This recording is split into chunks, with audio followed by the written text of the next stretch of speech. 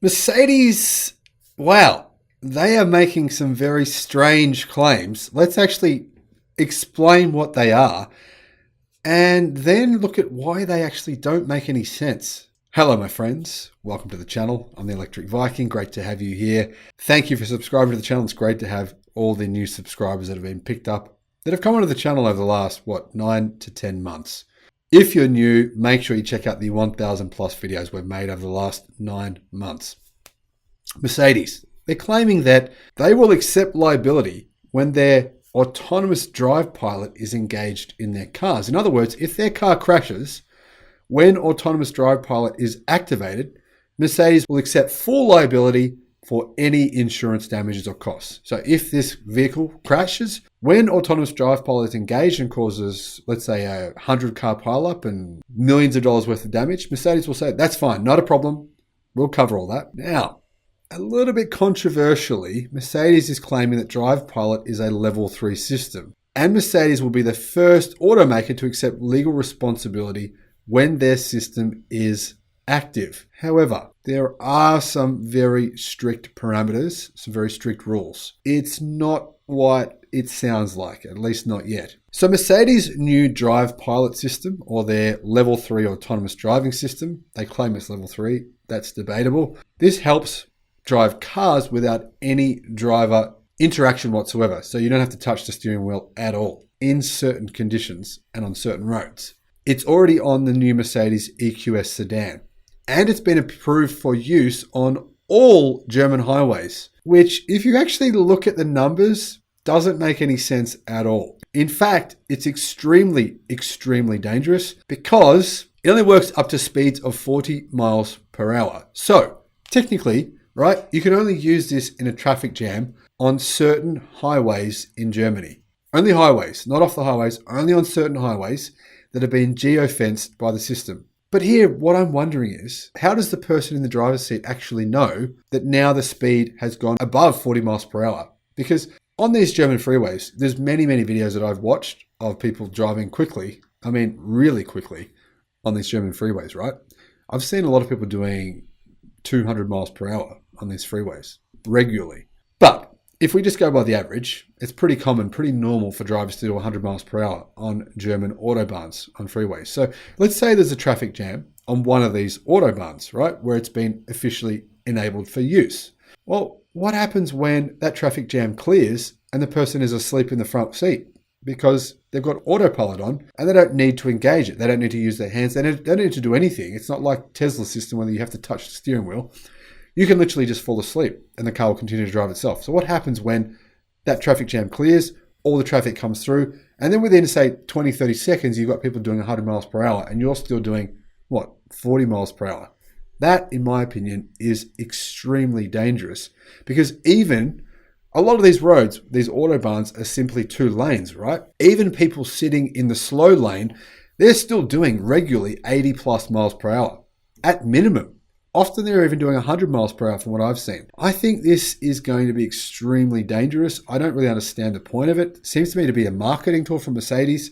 But anyway, I'm going to explain to you the details of what they've said. Firstly, Mercedes claim they will launch Drive Pilot in some areas of the US before the end of this year.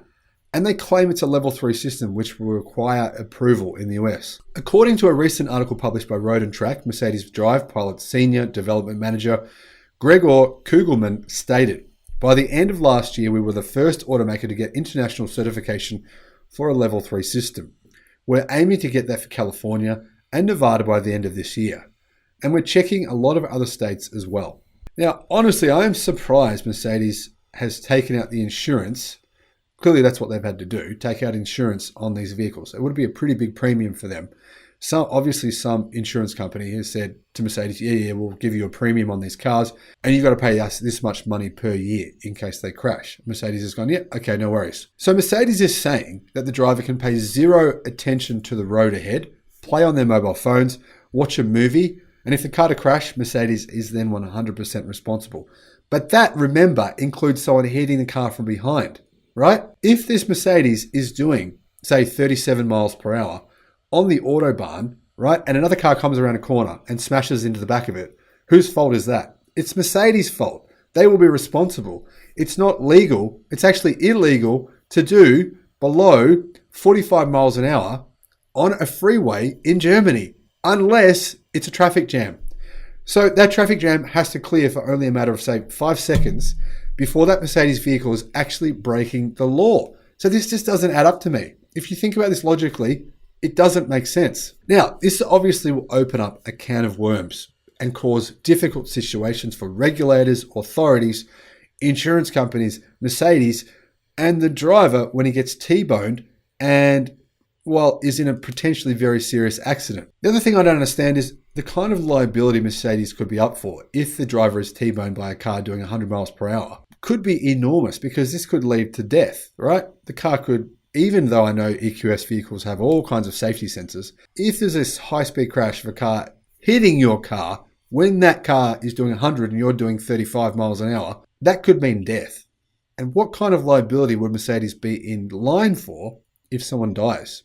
That's a lot of money. Now, like Tesla, Mercedes will most certainly have logs associated with the technology's use and its disengagements.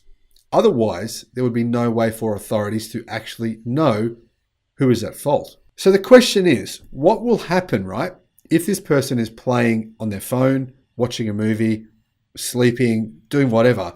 Then the system disengages and they aren't paying enough attention to take over. This could happen, right? The system disengages and the person goes, hang on, I've got to take over. In that period of time, an accident happens. That's what I can see happening. Now, Inside EV says that the United States doesn't really have federal regulations for autonomous driving systems. At this point, states are basically free to make their own rules. Obviously, there will have to be very clear rules pertaining to how fault is officially determined, in addition to what behavior is acceptable for the driver to be behind the wheel. A system can be designed in such a way that if there's an imminent issue, it disengages. However, if that was the case, the system would essentially never be at fault. In regard to the future rules and regulations, Mercedes Vice President of Automated Driving, George Massing, told the publication, he said, "I would expect that here in the United States, some other states may adopt the rules that may be applied by pioneer states like California and Nevada. And then they'd have maybe 2 or 3 specific rules included in their region. But we will probably have to deal with each individual state because of the way you guys are organized as a country." So basically, Mercedes are criticizing the concept of different states having different rules. I don't see how that's a fair criticism, but anyway, let me know what you think in the comment section below. Now, with that said, all current systems in use right now, including Tesla's full self-driving, are legally, not technically, but legally considered level 2 technology. That includes Tesla's Autopilot, GM's Super Cruise, and Ford's Blue Cruise. That means the driver is responsible, not the automotive company.